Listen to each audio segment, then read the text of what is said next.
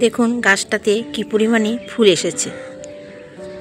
তো এই গাছটা এই বছর রিপোর্টিং করে দিয়েছিলাম। প্রত্যেক বছর গাছটাকে আমি নতুন করে রিপোর্টিং করি, আর রিপোর্টিং করার পরই খুব তাড়াতাড়ি কিন্তু প্রচুর পরিমাণে ফুল আসে।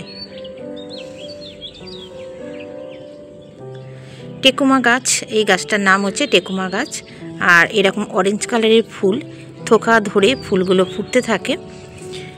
কটা দিন আগেই আমি বলতে গেলে এই গাছটা রিপোর্টিং করেছি, আর দেখুন এর মধ্যে এত তাড়াতাড়ি গাছটাতে প্রচুর পরিমাণে ফুল এসছে। আরও এখনও প্রচুর ফুল আসবে, সবে আসতে শুরু করেছে। প্রত্যেকটা ডাল থেকে থোকায় থোকায় এরকম ধরনের কুড়ি আসছে, প্রচুর পরিমাণে ফুল ফুটছে। তো বন্ধুরা, এই সময় গাছে এত সুন্দর ফুল দেখলে সত্যি মন ভালো হয়ে যায়। তো সব গাছে মোটামুটি ফুল ফুটতে শুরু করে দিয়েছে বসন্তের আগমন হওয়াতেই। কেননা তার আগে আমি কি করেছিলাম, সমস্ত গাছ রিপোর্টিং করেছি, আর সেগুলো সবসময় আপনাদের সাথে শেয়ার করেও নিয়েছিলাম। তো দেখুন তার রেজাল্টটা দেখতেই পাচ্ছেন যে সঠিক সময়ে গাছকে রিপোর্টিং করলে, তার শেকড় কাটাই ছাঁটাই করলে, নতুনভাবে মাটি সার দিলে গাছ কত ভালো রেজাল্ট দেয়, সেটাই আজকে আপনাদের সামনে তুলে ধরছি। তার সাথে আজকে আমি লিকুইড কম্পোস্ট তৈরি করব, যেটা আমার গাছেদের বিশেষ খাবার বলতে গেলে। আমি সারা বছর যেটা আমি ব্যবহার করি, চলুন সেটা দেখিয়ে দিই কী কী দিয়ে সেটা তৈরি করছি। দেখুন এখানে এক বালতি জল নিয়েছি, আর এই জলের মধ্যে আমি লিকুইড সার যেটা তৈরি করি প্রত্যেক গাছে দিতে পারি, সেটা হচ্ছে কিচেন কম্পোস্টের। তো কিচেন কম্পোস্টের মধ্যে এখানে দেখুন পেঁয়াজের খোসা যত জমেছিল আমি প্লাস্টিকের মধ্যে এরকম জড়ো করে রেখে দিই। তো পেঁয়াজের খোসার মধ্যে প্রচুর পরিমাণে পটাশ থাকে। প্রত্যেকটা গাছের জন্য একদম সঠিক খাবার হচ্ছে এই পেঁয়াজের খোসা ভেজানো জল, বা আপনারা পেঁয়াজের ডাস্ট রোদে শুকিয়ে সেটাও দিতে পারবেন। প্রচুর পরিমাণে পটাশ থাকে পেঁয়াজের খোসাতে। আর এই পেঁয়াজের খোসা যদি ব্যবহার করেন, আপনাদের গাছে ফুল ফল ধরতে বাধ্য। শুধু পেঁয়াজের খোসা বলবো না, আমরা যে আলুর খোসা ফেলে দিই সেগুলোকেও ফেলে না দিয়ে সেগুলোকেও ব্যবহার করতে পারেন। তাতেও কিন্তু প্রচুর পরিমাণে পটাশ থাকে। আলুর খোসার মধ্যেও পটাশ থাকে, তো সেইটা পেঁয়াজের খোসা সমস্ত কিছু একসাথে ব্যবহার করতে পারেন। দেখুন আর একটা প্লাস্টিকের মধ্যে আমি যত রকম সবজির খোসা আছে সেইগুলোকে জড়ো করে রেখে দিয়েছি। তো সেগুলোকেও আমি দিয়ে দেবো। দেখতেই পাচ্ছেন কতটা পরিমাণে রয়েছে। আমি মাঝে মাঝে এরকম সবজির খোসা দিয়ে কিচেন কম্পোস্ট তৈরি করি, তার সাথে আরও যখন বেশি হয়ে যায় সেগুলোকে আমি রোদের মধ্যে শুকিয়ে রেখে দিই। সেগুলো গাছ যখন নতুন করে বসাই তখন একদম নিচের অংশে দিয়ে দিই। দেখুন খোসাগুলো সমস্ত দিয়ে দিলাম। এর মধ্যে কুমড়ো বলুন, পেঁয়াজ বলুন, আলু বলুন, সমস্ত ডাঁটা সব কিছুই রয়েছে। দেখুন ঝিঙে সব খোসাই আছে। তো এইটাকে জলের মধ্যে ডুবিয়ে রেখে দিলাম। ছায়াযুক্ত জায়গায় আমি রেখে দেবো 3 থেকে 4 দিন। ভালো করে এইভাবে ভিজতে দেবো 3 থেকে 4 দিন, বা তার বেশি রাখলেও কোনো ক্ষতি হবে না। এর মধ্যে আমি দিয়ে দেবো নিম গাছের ডাল। বলতে গেলে এই সময় গরমের দিনে নিম বেগুন খাওয়া হয়, তো বাজার থেকে কিনে আনা হয়েছিল। আমার ছাদেও গাছ আছে, সেখানে কচি কচি পাতা সবে বের হচ্ছে বলে বাজার থেকে নিম বেগুন খাওয়ার জন্য নিম গাছের কচি ডালগুলো যেরকম ভেঙে বিক্রি করে আঁটি ধরে সেরকম নিয়ে এসেছিলো। তো পাতাগুলোকে ছাড়িয়ে নিয়ে আমি কী করেছি, সেই ডালগুলোকে রেখে দিয়েছি। কেননা নিম গাছের আমরা যে নিম ডাস্টটা ব্যবহার করি সেটা আমাদের গাছেদের পোকা মাকড় না হওয়ার জন্য ব্যবহার করি। তো এই রকম এই যে নিম গাছের ডালগুলো, এগুলো ফেলে না দিয়ে এগুলো কিন্তু আপনারা এরকম জলের মধ্যে দিয়ে দেবেন। এতে কি হবে, জলে কোনো সময় পোকামাকড়টা হবে না। আর নিম গাছের এই ডালগুলো এগুলোও কিন্তু গাছেদের একটা বিশেষ খাবার। সুতরাং এখন বলতে গেলে কোনো কিছুই ফেলা যায় না। এইভাবে আপনারা সারটাকে তৈরি করে রেখে দেবেন। এবার এইটাকে আমি ঢাকা চাপা দিয়ে 3 থেকে 4 দিন রেখে দেবো। তারপর এইখান থেকে 1 মগ জল নিয়ে আমি আরও 10 মগ জলের সাথে মিশিয়ে তবে সেটা পাতলা করে আমি সমস্ত গাছে দেবো। আর এই জলটা কিন্তু আপনারা সারা গরমকাল জুড়ে ব্যবহার করতে পারেন, কেন গরমকালেও এই জল খুব ভালো গাছের পক্ষে কোনো ক্ষতি হবে না, আপনারা সব গাছে দিতে পারবেন। তো আমার মোটামুটি দেখতে পাচ্ছেন প্রায় সমস্ত গাছ রিপোর্টিং করা কমপ্লিট হয়ে গেছে। এখানে যে লেবু গাছটা আছে, এই লেবু গাছে লেবুও ধরতে শুরু করে দিয়েছে। দেখুন ছোট বড় অনেক রকমই আছে। এই দেখুন সবে গুটি ধরতে শুরু করে দিয়েছে। দেখুন এখানে ইয়েলো কালারের অ্যালামুন্ডা গাছটা কতটা লম্বা হয়ে গেছে। ডালপালাগুলো দেখুন কতটা তাড়াতাড়ি, খুব তাড়াতাড়ি এই গাছগুলো বাড়ে।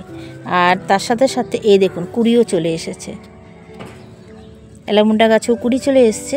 আর এই গাছটাকে লতিয়ে তোলার জন্য এই গাছটা, কারণ গাছটা দেখুন লতানো গাছ, সমস্ত এখান থেকে ডালপালা বার হতে শুরু করে দিয়েছে। এখানে একটা আমি বাঁশের মধ্যে গাছটাকে জড়িয়ে তুলে দেবো। তো আপাতত দেখুন এখান দিয়ে আটকে দিয়েছি, এটা আস্তে আস্তে ওপর দিকে উঠে যাবে। আজকেও বেশ কিছু জবা ফুল ফুটেছিল, এখনও রয়েছে, কিছু তোলা হয়েছে আর কিছু ফুল এখনও গাছে রয়ে গেছে। সমস্ত জবা গাছই বলতে গেলে কুড়ি আসতে শুরু করে দিয়েছে। দেখতেই পাচ্ছেন সমস্ত জবা গাছে কুড়ি আসতে শুরু করে দিয়েছে। আর এখানে আরেকটা জিনিস দেখাই আপনাদের, এখানে দেখুন কুল গাছটা এত সুন্দরভাবে ডালপালা বার করেছে। আর কুল গাছে দেখুন এই সময় কীভাবে কুড়ি আসছে, দেখতে পাচ্ছেন। এখানেও কিন্তু ডাল থেকে এইগুলো কিন্তু নতুন ডাল বেরিয়েছে। আমি সমস্ত ডাল কেটে দিয়েছিলাম, দেখুন এখান থেকে ডাল কাটা রয়েছে, ফাঙ্গিসাইড লাগানো আছে। তারপর এইখান থেকে অনেকগুলো ডালপালা বেরিয়েছে। এখানে একটা ডাল কেটেছি, তার থেকে দেখুন কতগুলো ডালপালা বেরিয়েছে। আর এখান থেকে কিন্তু ফুল আসতে শুরু করে দিয়েছে আবার।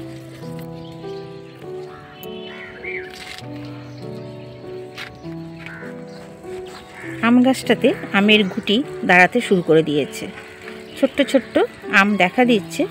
আর এখন আম গাছে আমি কোনো কিছু সার বলুন বা ওষুধ কিছুই দিইনি। এই যে গুটিগুলো বের হয়েছে, এগুলো যখন একটু সেট হয়ে যাবে আর একটু বড় হবে মটরদানার মতো, তখন এই গাছে আমি ফাঙ্গিসাইড আর কীটনাশকটা স্প্রে করে দেবো, যাতে কোনো রকম পোকামাকড়ের আক্রমণ না হয় আর তার ফলে গুটি না ঝরে যায়। সেই কারণে তখন আমি এগুলোর মধ্যে স্প্রে করে দেবো। এখন কিন্তু কিছু করছি না, কারণ এখনও পুরোপুরি সমস্ত মুকুলগুলোর থেকে আমের গুটি দাঁড়ায়নি। দেখুন ছোট্ট ছোট্ট করে বেশ কিছু আমের গুটি বেরিয়েছে। ওই দিকটা আরও বেশ একটু বড় হয়েছে, ওই মুকুলগুলো আরও অনেক আগে এসেছিলো, আরও আগে এগুলো বড় হয়ে গেছে।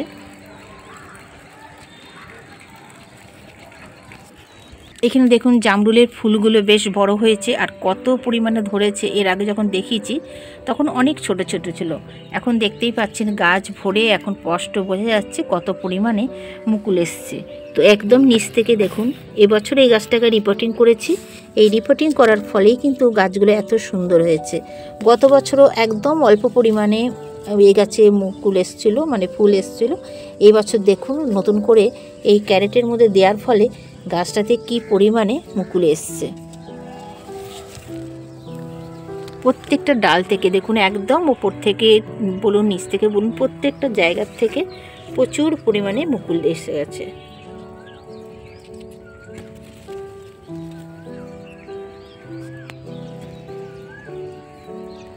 এখানে আরেকটা জিনিস দেখাই, দেখুন বন্ধুরা এখানে ক্যাপসিকামটা কতটা বড় হয়েছে, তার সাথে দেখুন আরেকটা ক্যাপসিকাম ধরেছে।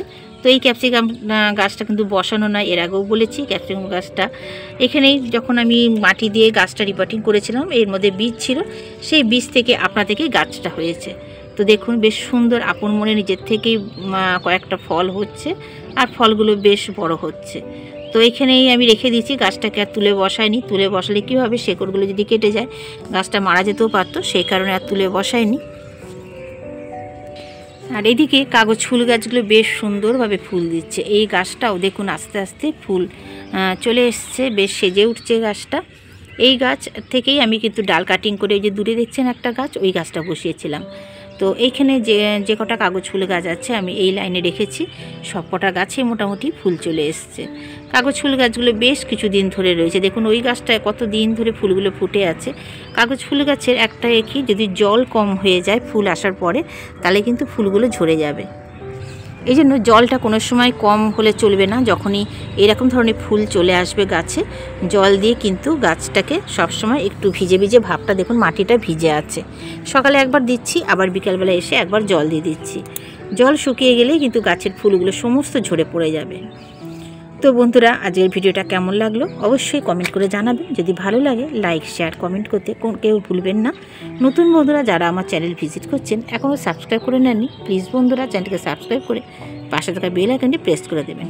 সবাই খুব ভালো থাকবেন, সুস্থ থাকবেন। ফিরে আসবো আবার নতুন কোনো ভিডিওর সাথে। আজ এই পর্যন্ত, টাটা বন্ধুরা।